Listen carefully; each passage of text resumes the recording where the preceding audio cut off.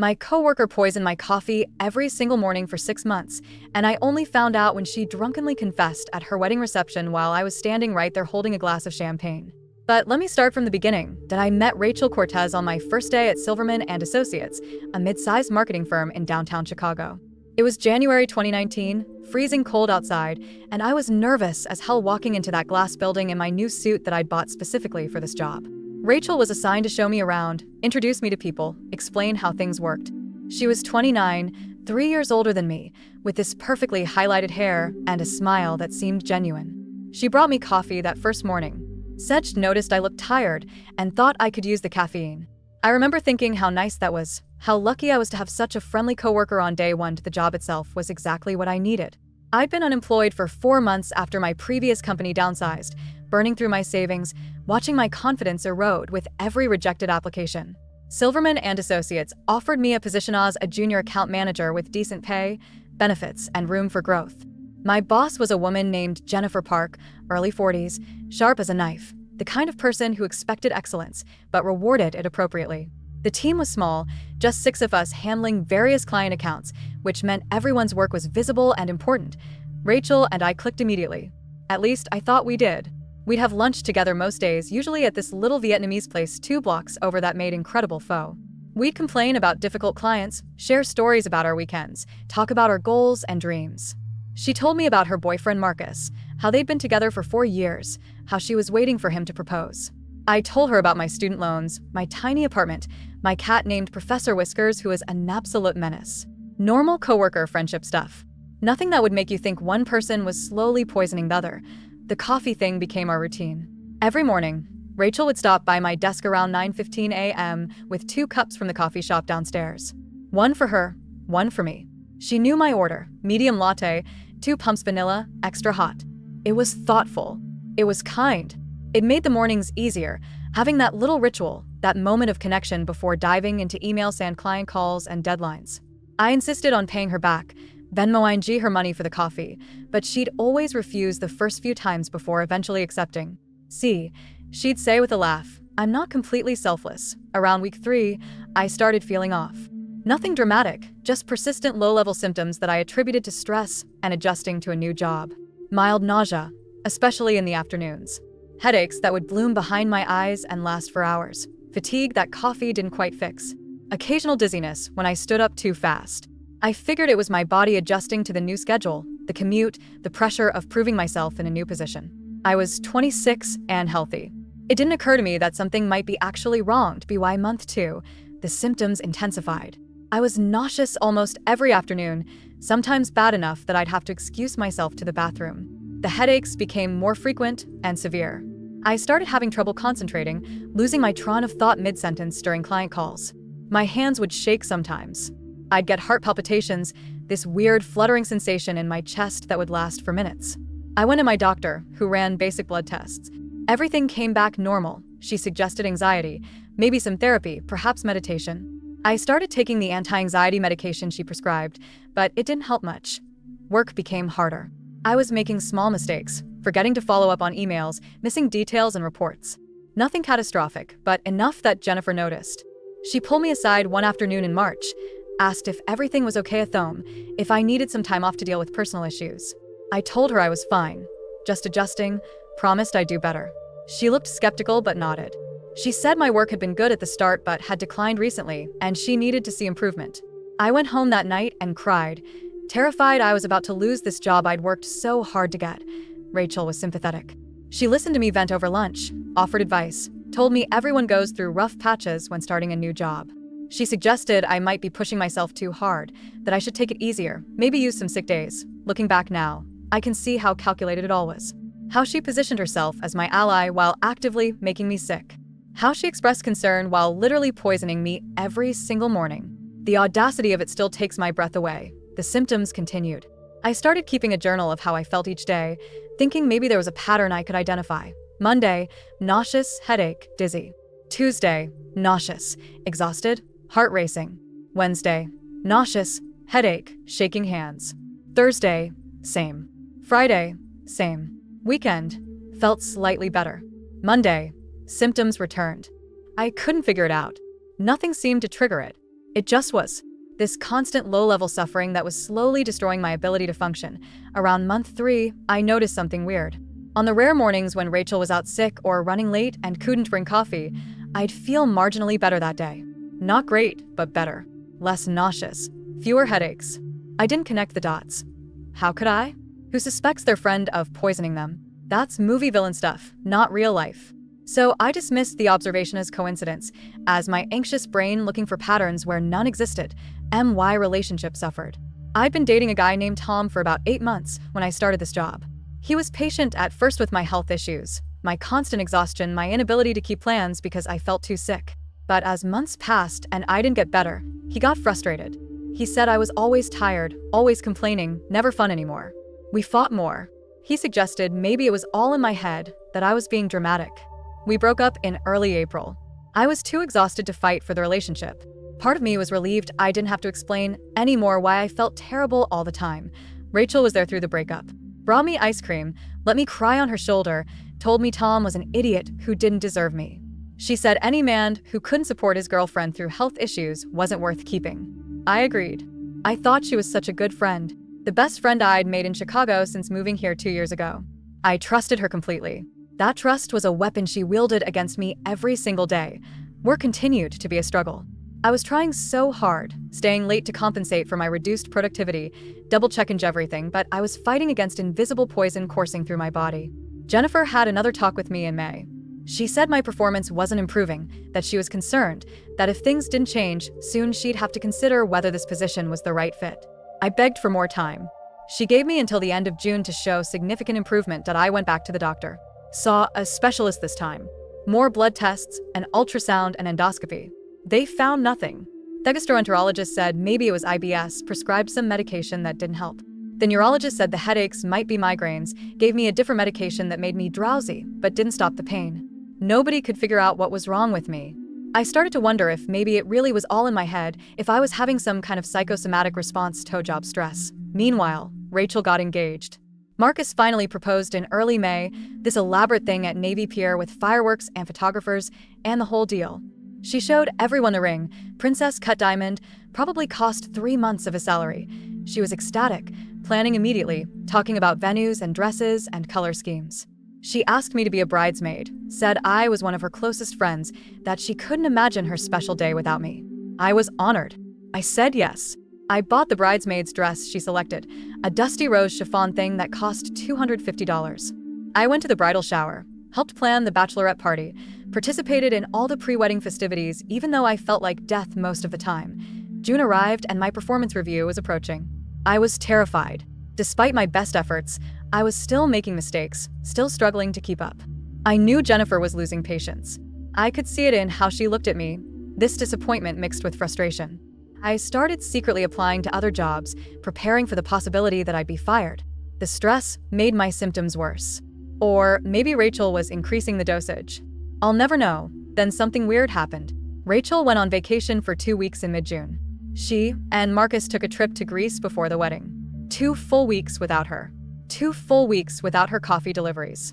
And suddenly, miraculously, I started feeling better. The nausea faded. The headaches reduced. My energy returned. My concentration improved. By the end of the first week, I felt more like myself than I had in months. By the end of the second week, I was functioning normally again. My work performance improved dramatically. I was completing projects efficiently, communicating clearly with clients, catching mistakes before they became problems. Jennifer noticed. She commented on the positive change, said whatever I was doing was working, that she was pleased to see me getting back on track. I didn't know what I'd done differently. I figured maybe the new medications had finally kicked in, or maybe my body had adjusted to something, or maybe it really had been anxiety and it somehow managed to get it under control. I was just grateful to feel human again. Rachel came back from Greece tan and relaxed and full of wedding excitement. The ceremony was scheduled for July 20th. She resumed our morning coffee routine immediately. And within 3 days, I started feeling sick again. The nausea returned. The headaches came back. The fatigue settled over me like a heavy blanket. I was devastated. I thought I was getting better. It thought whatever was wrong with me had resolved. But here it was again, as bad as before. This time, though, I noticed the pattern. I felt fine on weekends. I felt fine when Rachel was on vacation. I felt terrible on weekdays when she brought me coffee. The correlation was obvious once I saw it. But the implication was so insane, so incomprehensible, that I didn't want to believe it. Why would Rachel poison me? What possible motive could she have? We were friends. She was about to make me a bridesmaid at her wedding. People don't poison their friends. That doesn't happen in real life, but the evidence was undeniable. I decided to test my theory. The next Monday, when Rachel brought me coffee, I thanked her, set it on my desk, and then when she left, I poured it down the bathroom sink. I drank water instead. By afternoon, I felt fine. Tuesday, I did the same thing. Fine again. Wednesday, I actually drank the coffee she brought. By noon, I was nauseous and shaking. Thursday, poured it out. Fine. Friday, drank it. Sick. The pattern was irrefutable. Someone was putting something in my coffee. And the only person who had consistent access to it was Rachel. I felt like the ground had dropped out from under me. This person I'd trusted, confided in, considered a real friend, had been systematically poisoning me for months. But why? What had I done to her? What could possibly motivate someone to do something so cruel? I didn't know what to do. Going to the police seemed crazy without proof. What would I say? My coworker brings me coffee and I think there's something in it? They'd laugh me out of the station. Going to HR seemed equally useless. It was my word against hers, and she was a senior member of the team while I was still on probation. They'd probably think I was paranoid or trying to cause drama. I needed evidence. I needed to catch her in the act or figure out what she was putting in the coffee. I started keeping the coffee cups instead of throwing them away. I'd pour the coffee out but keep the cup, storing them in a bag in my car. I figured if I needed to eventually get them tested, I'd have samples. I also started being more observant of Rachel, watching her when she left in the morning to get coffee, timing how long she was gone, looking for any suspicious behavior. She seemed completely normal, friendly, cheerful, excited about her upcoming wedding. No signs of guilt or malice. She was either an excellent actress or genuinely believed she was doing nothing wrong. The wedding approached. Bridesmaid duties intensified.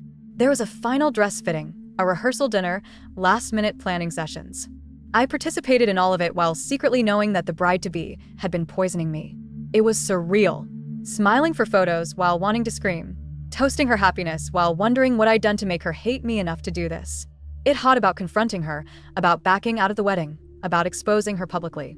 But I had no proof beyond my own suspicions and observations. Without proof, I just looked crazy. Did I stop drinking any coffee she brought me? I made excuses. Oh, I already had some. I'm trying to cut back on caffeine. My doctor said I should avoid it. She seemed understanding, maybe slightly disappointed that our morning ritual was ending, but not suspicious. My health improved rapidly. Within a week of not drinking her coffee, all my symptoms were gone. I felt normal again. That was proof enough for me, but it still wasn't evidence I could use. The wedding day arrived. July 20th. A beautiful Saturday with perfect weather. The ceremony was at a historic mansion in Lake Forest, expensive and elegant, exactly the kind of wedding Rachel had always talked about wanting. I put on my dusty rose bridesmaid dress, did my hair and makeup, and drove to the venue with a knot of anxiety in my stomach. I was going to be part of this woman's wedding party while knowing she'd been poisoning me.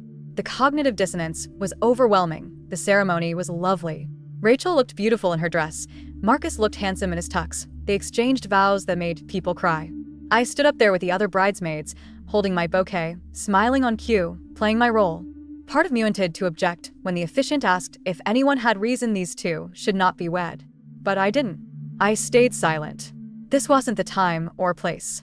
I'd figure out what to do later. The reception was at the same venue, cocktail hour followed by dinner and dancing. Open bar, beautiful decorations, a DJ playing crowd-pleasing hits. I had a glass of champagne, then another. I needed something to get through this evening. I mingled, made small talk, avoided Rachel as much as possible. She was busy anyway, bouncing from table to table, thanking guests, taking photos. The perfect bride having her perfect day. Around 10 p.m., the party was in full swing. Most people were drunk, dancing, having a great time. Rachel was very drunk. I'd watched her down glass after glass of champagne, getting progressively louder and more emotional. She was dancing with her bridesmaids, laughing too hard at things that weren't that funny, that sloppy kind of drunk where you start saying things you shouldn't. I was standing near the bar, talking to another coworker, when Rachel stumbled over to us. She threw her arms around me, nearly knocking me over, champagne from her glass spilling onto my dress. She said she loved me, that I was such a good friend, that she was so happy I was here. Then she leaned in close, her breath hot and alcoholic in my ear, and said something that made me blood run cold. I'm so glad the coffee thing worked out. I was worried you'd figure it out. I pulled back, stared at her. "What did you say?" She giggled, this high-pitched sound. "The coffee. The stuff I was putting in your coffee. I was so careful." She said it like she was confessing to a harmless prank, not months of poisoning. Like it was something we'd laugh about someday. I felt like I'd been punched in the stomach. The other coworker heard it too. Her eyes went wide. I grabbed Rachel's shoulders. "What stuff? What did you put in my coffee?" Rachel's expression flickered, some awareness breaking through the alcohol haze that maybe she'd said something wrong. But she was too drunk to stop now. "Just some stuff. To make you sick. You were doing too good at work. Jennifer was talking about promoting you. That was supposed to be my promotion." Everything clicked into place. The motive I'd been unable to understand suddenly made horrible, perfect sense. Rachel had been with the company for 3 years. She'd been expecting a promotion to senior account manager. But then I was hired, and apparently I'd impressed Jennifer despite being sick, and Rachel had seen me as competition. So she decided to eliminate the threat by poisoning me. Not enough to kill me or cause obvious serious harm, but enough to tank my performance and make me look incompetent. It was calculated. It was methodical. It was absolutely psychotic. "What did you give me?" Asked again, louder. People were starting to look. Rachel tried to pull away, but I held on. "Just answer the question. What did you put in my coffee?" She started crying, mascara running down her face. "Just stuff from the pharmacy. Laxatives. Motion sickness pills. Things to make you feel bad. Nothing dangerous." She said it defensively, like the fact that Shahan killed me made it okay. Like making me sick for 6 months was somehow acceptable because it wasn't fatal. Other people were gathering now. Marcus pushed through the crowd, asking what was happening. My coworker, the one who heard Rachel's confession, spoke up. She just admitted to poisoning coffee. She's been poisoning her for months. Marcus looked confused. Thought it was a joke. Rachel was sobbing now, saying she didn't mean it, that it wasn't a big deal, that she was sorry. The DJ stopped the music. Everyone was watching. The perfect wedding was imploding in real time, that I pulled out my phone and started recording. I asked Rachel again, clearly, to repeat what she'd told me. She was crying too hard to speak coherently, but between sobs, she confirmed it. She'd been putting various over-the-counter medications in my coffee for months to make me sick. She'd done it because she was jealous about the promotion. She hadn't meant for it to go on so long, but she couldn't figure out how to stop once she'd started. Every word was captured on video. Someone called 911. The police arrived within 20 minutes. 2 officers showed up to find a wedding reception turned crime scene confession. I gave them my statement, showed them the video I'd just taken, told them about the months of symptoms, the pattern I'd noticed, the coffee cups I'd saved. Rachel was still crying, now surrounded by confused family members. Marcus looked shell-shocked. The officers asked her if what I'd said was true. She nodded. They arrested her. Right there at her wedding reception, still in her wedding dress, they put handcuffs on her and led her out to the police car. The guests were in shock. Her mother was screaming that it was a misunderstanding, that I was ruining her daughter's wedding. Marcus just stood there, looking like his world had ended, which I guess it had. The officers told everyone the party was over, that they needed to clear the venue, that I gave the police the bag of coffee cups from my car. They tagged it as evidence. They took my statement in detail, writing down everything, asking medical questions, building their case. They told me this was serious, that poisoning someone is a felony, that Rachel was looking at potential prison time. They asked if I'd be willing to testify. I said absolutely. They said they'd be in touch. I drove home in my champagne-stained bridesmaid dress at midnight on a Saturday, still processing what had happened. My coworker had poisoned me for 6 months because she was jealous about a promotion. She'd casually made me sick every single day, watched me suffer, pretended to be my friend, all while systematically sabotaging my health and career. And she'd gotten away with it until she got drunk at her own wedding and confessed. The next few days were chaos. The story spread through the office immediately. Everyone knew by Monday morning.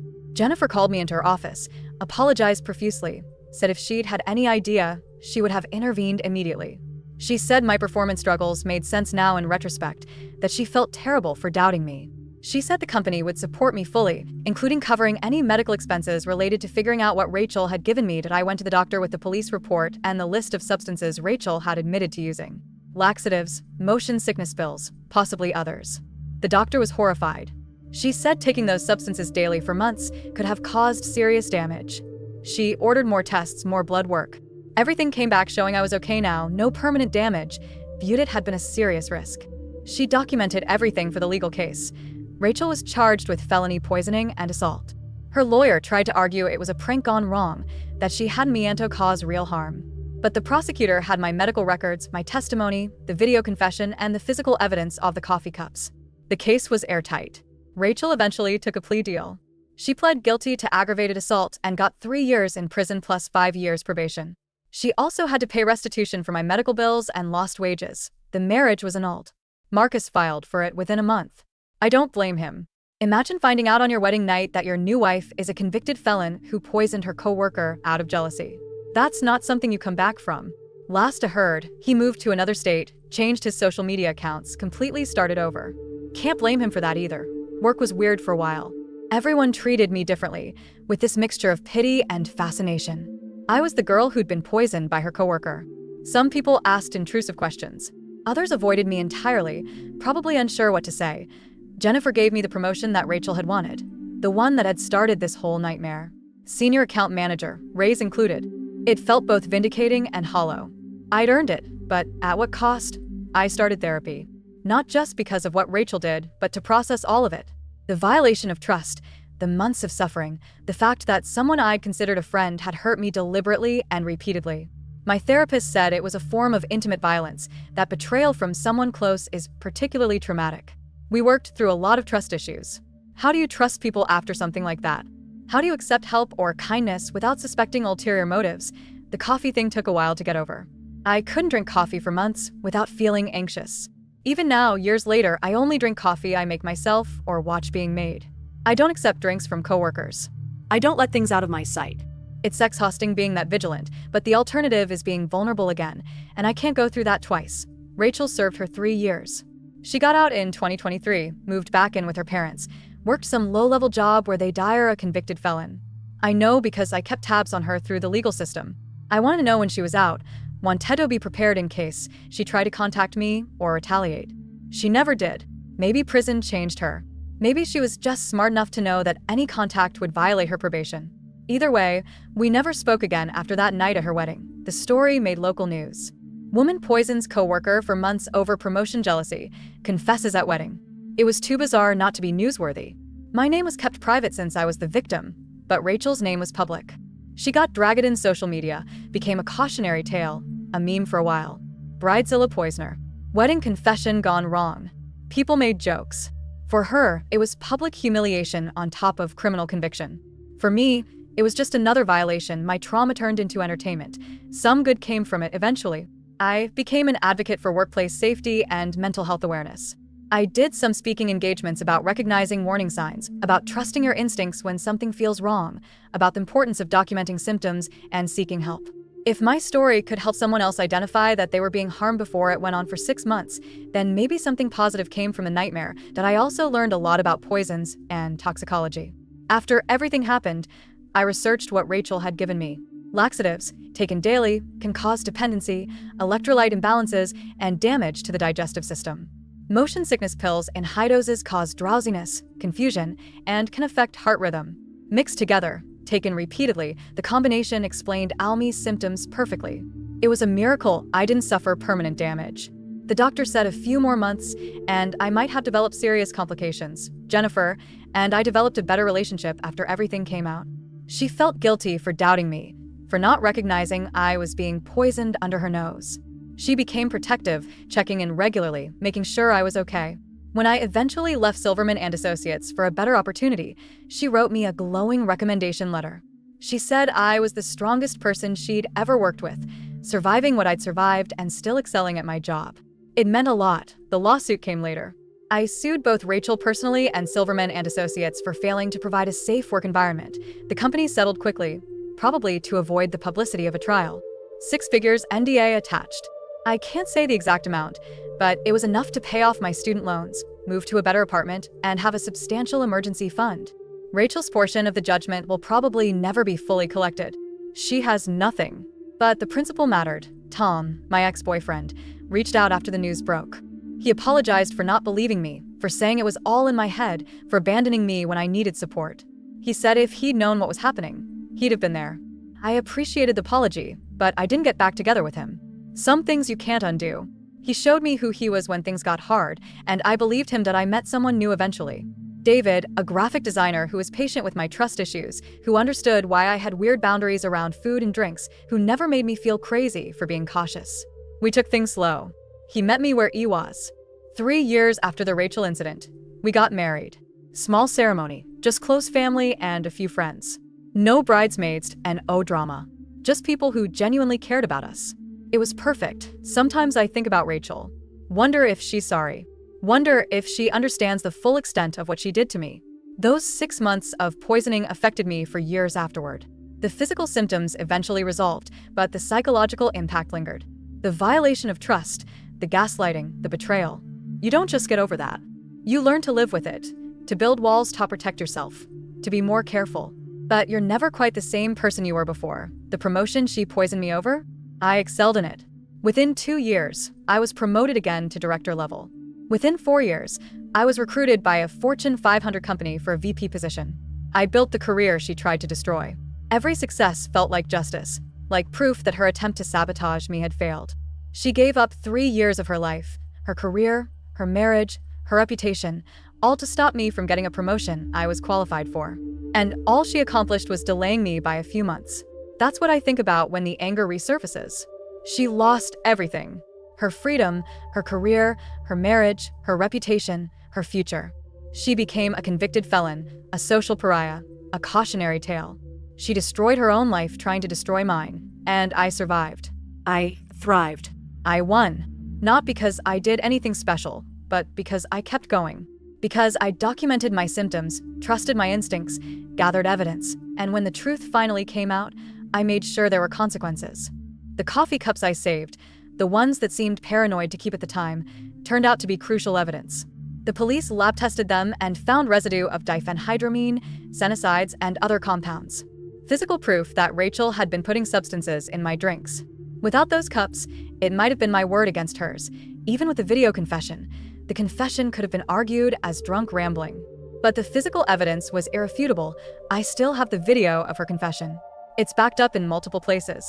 Sometimes I watch it, not because I enjoy reliving that night, but because I need to remember it really happened. That I didn't imagine it, that my instincts were right, that the person it trusted really did betray me. It's proof. When the doubts creep in, when I wonder if I overreacted or misunderstood, I watch that video. And there she is, in her wedding dress, drunkenly admitting she poisoned me for months. The wedding venue sued Rachel and Marcus for the disruption. They had to pay for the ruined event, the police presence, the damage to the venue's reputation. Just another consequence in a long chain of consequences. Her parents lost money on the wedding. Her friends abandoned her. Her career in marketing was over. No company would hire her with that conviction. She destroyed her entire life because she couldn't handle professional competition. That's the part one struggle to understand even now. I wasn't trying to hurt her. I was just doing my job, trying to succeed, wanting to build a career. Her failure to get promoted wasn't my fault. If she'd focused her energy on improving her own performance instead of sabotaging mine, maybe she would have gotten that promotion eventually. But she chose the nuclear option. She chose to poison another human being. And she didn't just do it once in a moment of rage. She did it methodically, repeatedly, for half-ire. That requires a level of sustained malice I can't comprehend. People ask if I forgive her. The answer is complicated. I don't hate her anymore. Hate takes energy I'd rather spend on other things. But forgive? That implies she deserves forgiveness, that what she did is something forgivable. She poisoned me. She watched me suffer. She pretended to be my friend while hurting me. She almost destroyed my career, my health, my life. That's not something I can forgive. I've made peace with what happened, moved forward, built a good life. But forgiveness? No. She doesn't get that. The last I heard about Rachel was from a mutual acquaintance who ran into her at a grocery store. She was working as a cashier, living with her parents, still on probation. She looked older, tired, diminished. When she saw our mutual friend, she asked about me. Asked if I was okay, if I'd recovered, if I ever talked about her. The friend said she seemed genuinely remorseful, which might be true. Or might be an act.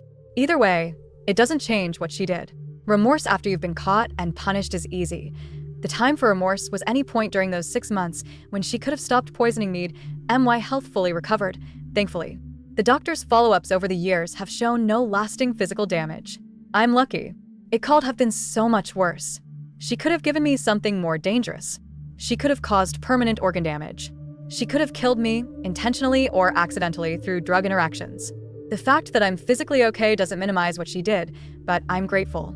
I'm grateful I caught on when I did.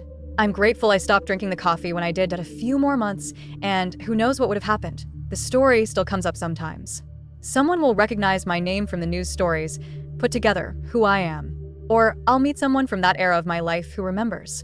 It's not something I hide exactly, but it's not something I lead with either. Hi, I'm Sarah. I was poisoned by my coworker for 6 months. Not great cocktail party conversation. But when it does come up, the reactions are always the same. Shock, disbelief, morbid fascination. Everyone wants to know the details, wants to understand how someone could do that. I don't have good answers. I don't understand it either. What I do understand is this. Trust carefully, document thoroughly, and listen to your body. If something feels wrong, investigate. Don't dismiss your symptoms as anxiety or stress without ruling out other causes. Don't ignore patterns. Don't let people gaslight you into thinking you're imagining things. I spent months thinking I was sick because of work stress, because of anxiety, because of some mystery illness. It never occurred to me that someone was deliberately making me sick. But once I noticed the pattern, once I connected the dots, I had evidence. I had proof. And that proof saved me. The bridesmaid dress is still in my closet. I don't know why I kept it. Maybe as a reminder. Maybe because it cost $250 and throwing it away felt wasteful. Maybe because it's tangible proof that the whole bizarre nightmare really happened. Sometimes I look at it. Dusty rose chiffon with champagne stains, and I remember standing at that reception in shock, watching my poisoner get arrested in her wedding dress. Reality is stranger than any fiction writer would dare to invent. David knows the whole story. I told him on our third date, figured he should know what he was getting into. He listened without judgment, asked thoughtful questions, didn't treat me like I was damaged or fragile. He said it explained some of my behaviors, the wariness around food and drinks, the need to know where things come from, and who handle them. He's patient with those quirks. He makes his own coffee in the morning and brings me a cup, fresh from the pot we both watched brew. Small gesture, but it matters. It's how he shows he understands I'm successful now in ways Rachel couldn't have imagined when she was poisoning me. Not just career success, though that happened too, but I'm happy. I have people I trust, a partner who respects me, work I find meaningful. I recovered from what she did and built something good. That's the ultimate victory. She tried to destroy me, and she failed. She destroyed herself instead. There's a certain poetic justice in that. The company implemented new policies after the incident. Cameras in break rooms. More oversight of employee interactions. Mandatory training about workplace harassment and safety. Anonymous reporting systems. They were trying to prevent another Rachel situation, though honestly, how do you prevent someone from being that calculated and malicious? You can't policy your way out of someone being evil. But they tried. And maybe it helped someone somewhere that I testified at Rachel's sentencing hearing. The judge asked if I wanted to make a victim impact statement. I'd written one, spent weeks on it, trying to articulate what those 6 months of poisoning had done to me. I stood at that podium in the courtroom, Rachel sitting at the defense table in an orange jumpsuit, and I read it. I told the judge about the physical suffering, the medical bills, the fear that something was seriously wrong with me. I told him about nearly losing my job, about my relationship falling apart, about the months of therapy I needed afterward. I told him about the betrayal, about trusting someone who was hurting me, about how that violation of trust affected my ability to connect with people. My voice shook, but I got through it. Rachel cried the whole time. I didn't look at her once. The judge said what Rachel had done was particularly egregious because it was premeditated, sustained, and targeted at someone vulnerable. He said poisoning someone over workplace jealousy showed a disturbing lack of empathy and moral judgment. He said the 3-year sentence was appropriate given the circumstances, though part of me wished it was longer. 3 years for 6 months of poisoning seemed like a light trade. But the justice system rarely feels fair when you're the victim. Marcus tried to contact me once, about a year after the wedding. He sent a long email apologizing for not noticing what Rachel was doing, for not protecting me even though he had no way of knowing. He said he'd had no idea she was capable of something like that the woman he'd married was apparently a stranger. He said he was in therapy trying to process it all. I appreciated the email, but I didn't respond. What would I say? It's not his fault his ex-wife is a psychopath. He was as much a victim as I was, just in a different way. His wedding became a crime scene. His marriage lasted less than 24 hours. That's its own kind of trauma. The other bridesmaids reached out too. They felt guilty for not seeing the signs, for not questioning why I was always sick, for not connecting the dots. I told them there was nothing to feel guilty about.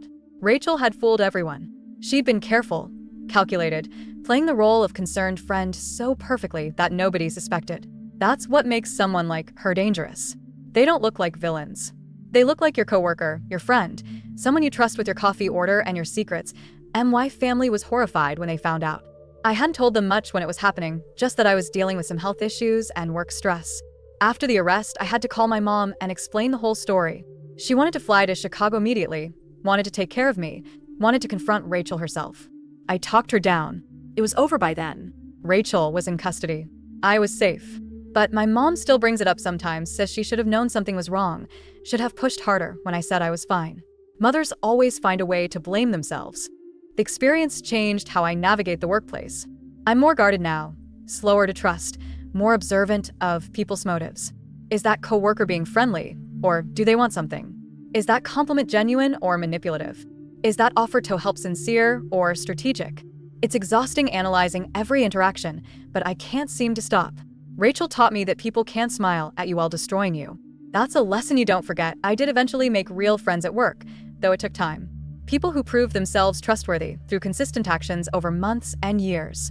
My friend Marcus from accounting, who brought me homemade soup when I had the flu and didn't expect anything in return. My colleague Jennifer, who covered my projects when I needed mental health days and never made me feel guilty. Real friendships, built on genuine care rather than strategic positioning. They exist. They're just harder to find and harder to trust after someone like Rachel, the promotion Rachel had wanted so badly, the one she poisoned me over.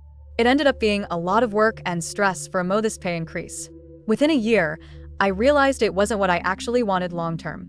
The irony wasn't lost on me. She destroyed her life over something that turned out to be kind of mediocre. If she'd just been patient, focused on her own growth, she probably would have gotten a better opportunity eventually. But she couldn't stand the idea of me succeeding. She couldn't handle someone else getting something she wanted. That kind of jealousy is toxic, consuming. It ate her alive from the inside out. Did I still think about those 6 months sometimes? How different my life could have been if I hadn't figured it out. If I'd been fired from that job while sick, it would have destroyed my confidence, my career trajectory, maybe my health permanently. I was on a path toward losing everything. Rachel almost succeeded in her goal. The only thing that saved me was paying attention to patterns and trusting my instincts when the evidence became undeniable. That, and pure luck that she got drunk and confessed before I'd given up entirely. The coffee shop downstairs at Silverman and Associates still exists. I never went back after everything happened. Even now, years later, working at a different company, I avoid that chain. The sight of their logo makes my stomach clench. It's a PTSD trigger, Mithrapath says. The association between that coffee shop and months of suffering is too strong. My brain can't separate the two. I go to different coffee shops, drink different brands, avoid anything that reminds me of those morning rituals with Rachel. Sometimes I wonder what Rachel's life is like now. Does she think about what she did? Does she understand the full weight of it?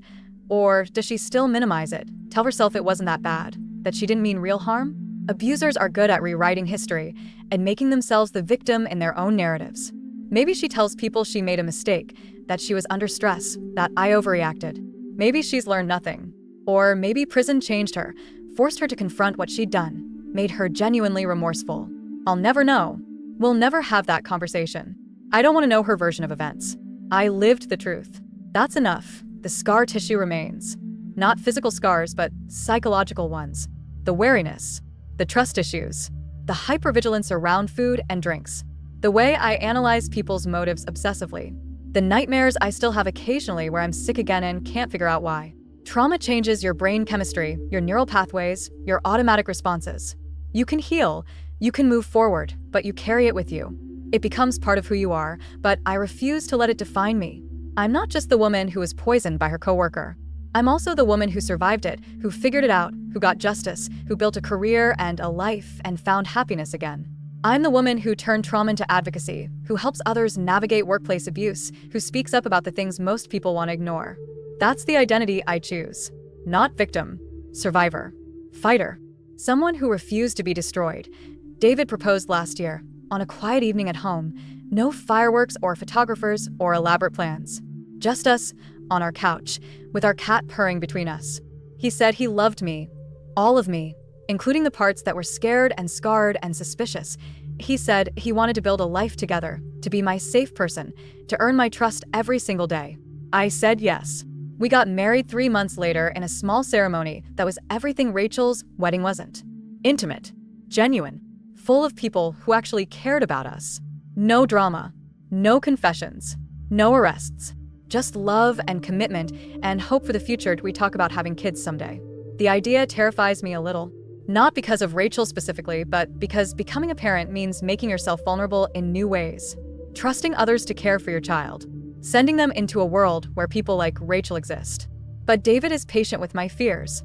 We'll take it one step at a time, he says. We'll build the life we want together, at our own pace, in our own way. That's what marriage should be. Partnership. Trust. Mutual respect. Everything Rachel's relationship clearly wasn't. Jennifer, my old boss, retired last year. She sent me a card saying that working with me had been one of the highlights of her career, that she was proud of how I'd overcome what happened and thrived. She said she was sorry she hadn't protected me better, hadn't seen the warning signs, hadn't stopped Rachel before it went on for so long. I wrote back thanking her for the support she did provide, for believing me when the truth came out, for helping me rebuild my career. We're not close, but there's mutual respect there. She did her best in an impossible situation. The nonprofit I work with now, the one focused on workplace safety and mental health, has a program specifically about recognizing poisoning and other forms of covert workplace abuse. We use my story, with my permission, as a case study. We teach people to document symptoms, to look for patterns, to trust their instincts when something feels wrong. We provide resources for getting evidence tested, for reporting to authorities, for protecting yourself legally. If my nightmare can prevent someone else's, then it wasn't entirely meaningless that I gave a TEDx talk last year about workplace abuse and the importance of believing victims. I told the story publicly, my full name attached, my face visible. It was terrifying and liberating in equal measure. Owning my story, speaking my truth, refusing to hide what happened to me. The response was overwhelming. Hundreds of people reached out saying they'd experienced similar situations, that hearing my story helped them understand their own experiences, that they felt less alone. That's the power of speaking up. It creates space for others to speak up too. Rachel will always be part of my story, but she doesn't get to be the ending. The ending is me, thriving, happy, using what I learned to help others. The ending is justice served and a life rebuilt. The ending is understanding that some people are toxic, that you can't always see it coming, but that you can survive it and come out stronger. Not unchanged, but stronger. Different, but better in some ways. More cautious, yes, but also more resilient. More aware of darkness, but more appreciative of light. The coffee cups I saved, the evidence that helped convict Rachel, are in storage somewhere in a police evidence room. I don't need them anymore. They served their purpose. They proved I wasn't crazy, that my suspicions were right, that something really was wrong. They were my power in a situation where I felt powerless. I kept them just in case, documented just in case, prepared just in case.